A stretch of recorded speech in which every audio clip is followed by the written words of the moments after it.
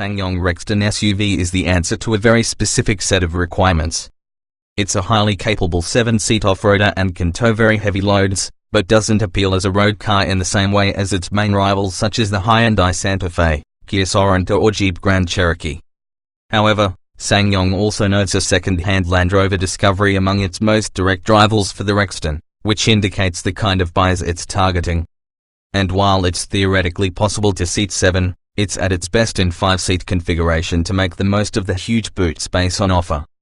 Indeed, top spec Ultimate is only available as the latter, which indicates the 6th and 7th seats are too cramped for anything more than short journeys for taller third-row passengers. Older design but very tough. Unlike most modern cars, the Rexton sits on what's known as a ladder chassis, a high-strength steel frame, with the body attached via 8 rubber mounts. This means it's incredibly strong, able to tow huge loads, up to 3.5 tons, and capable off-road. It feels a little off the pace in terms of handling and ride quality on the move, but there's no denying its off-road capabilities thanks to this slightly more utilitarian setup. There's just one diesel engine on offer, and you can have either a 6-speed manual or 7-speed automatic gearbox, the latter of which is borrowed from Mercedes-Benz. Simple, well-equipped trims. The trim structure starts at X, with aircon, an 8.0-inch touchscreen, parking sensors, automatic lights and wipers, cruise control and a suite of safety systems included. Moving up to ELX nets you a much nicer 9.2-inch multimedia screen and leather upholstery along with heated and powered front seats. However, the lion's share of sales are likely to be top-spec Ultimate, which offers a very impressive spread of kit including a powered tailgate, quilted Napa leather seats, mood lighting and a 360-degree parking camera. You can learn more about the equipment on offer by scrolling to the equipment section of this review. On face value, the Rexton looks like a good value proposition, but this is countered by the firm's inability to offer the sort of financial incentives its rivals can, meaning leasing costs will be higher than the likes of the Kia Sorento and Hyundai Santa Fe. However, fixed price servicing and a limitless mileage warranty go some way to making up for this fact. The verdict: there's no doubting the Rexton has some serious capability, especially when it comes to interior space, standard equipment and rugged off-road ability. The only question is whether many buyers need that ahead of reasonable finance, lower running costs and more car-like manners on the road. Read on for the full SsangYong Rexton review. Could this be your next 4x4? Diesel-only lineup choice of manual and auto gearboxes particularly good at towing. There's just one engine on offer here, a SsangYong-built 2.2-liter turbo diesel that comes with a 6-speed manual gearbox as standard or a Mercedes-Benz sourced 7-speed automatic. The motor generates the same output in both cases at 181 horsepower, with the manual generating 400 Nm of torque and the automatic 420 Nm. SsangYong expects the automatic version to be the overwhelming favorite among buyers, and in normal driving it's very good. The engine picks up well and revs freely for a diesel, but if you ask too much of it then it becomes noisy and the gearbox struggles to change gears quickly enough. It's an old design of box compared to many rivals now. However, most Rexton buyers aren't going to be interested in how fast it is. In reality, it's quick and responsive enough to hold the big SsangYong along the road at a reasonable pace, and if you want to control the gears yourself, there's a small thumb switch on the gear lever. However, we'd just leave it in drive and let it do its own thing. Few customers are likely to go for the manual, available in lower spec Rextons, and it's a 6-speed box. It feels quite a different car to drive than the automatic, with a very abrupt clutch pedal and vague feel through the gear lever when changing gear. We'd stick with the smooth automatic.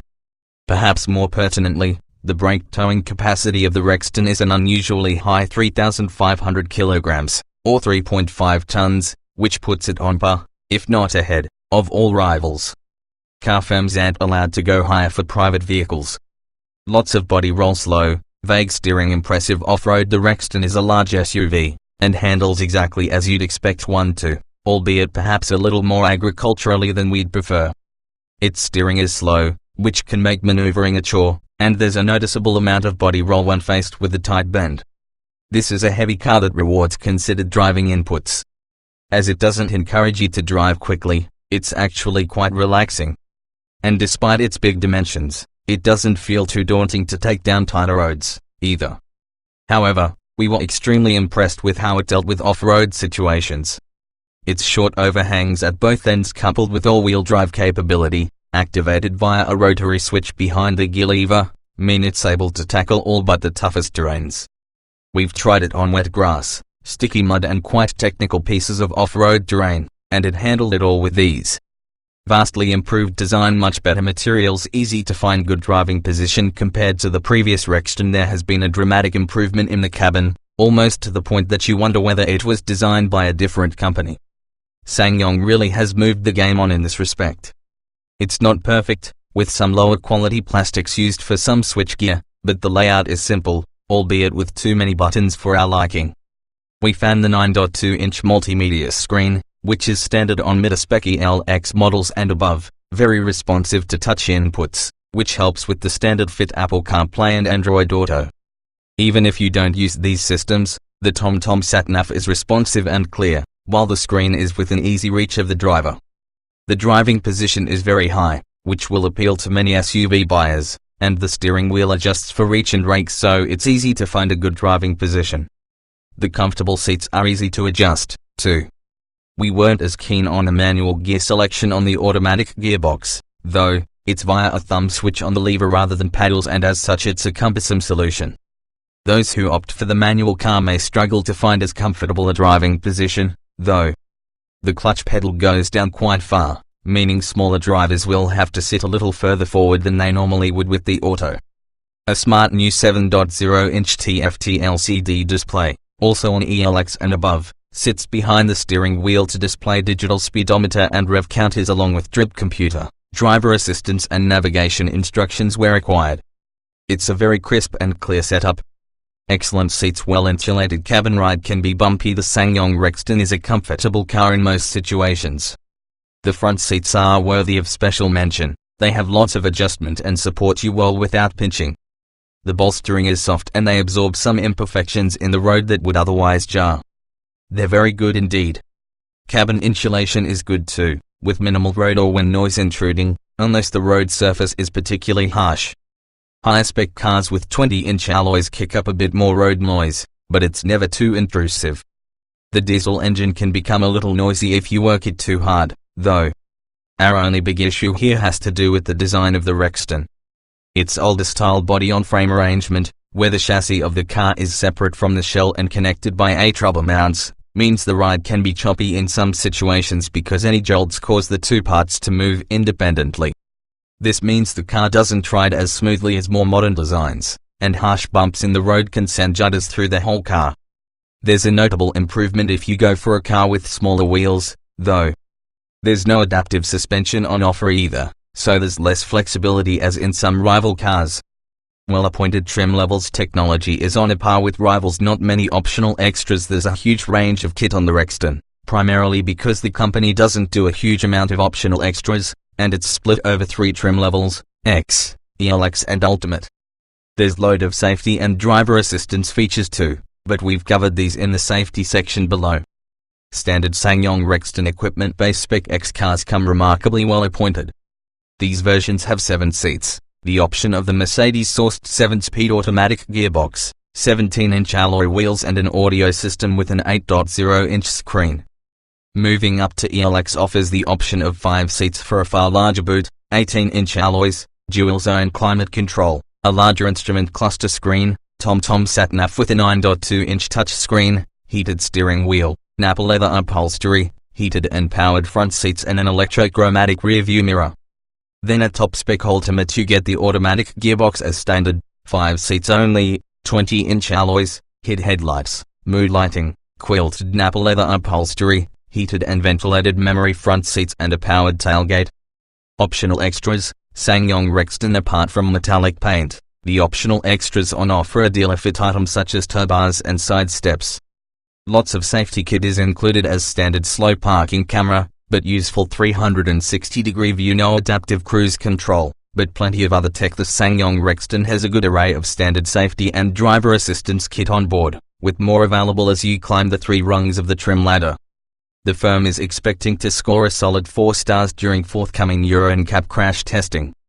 All cars get the following: airbags, driver, passenger, curtain and side escape system including hill descent control, hill start assist, active rollover protection, autonomous emergency braking, forward collision warning, lane departure warning, traffic sign recognition, lane change assist, tire pressure monitoring system, cruise control, automatic lights and wipers, keyless entry, acoustic parking sensors moving up to ELX, the NETU, side airbags for rear passengers, driver's knee airbag, rear view camera at top spec, ultimate you can expect, blind spot assist, rear cross traffic alert, tinted rear windows, around view parking camera. All of the equipment we've tested so far works well except the reversing camera, which on initial test in Korea had a delay that meant in reality we were far closer to the object behind the car than it looked on the screen.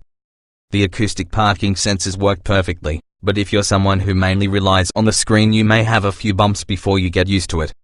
Adaptive cruise control and lane keeping assist are conspicuous by their absence here too, which seems a little out of kilter with the otherwise comprehensive suite of safety systems on the Rexton.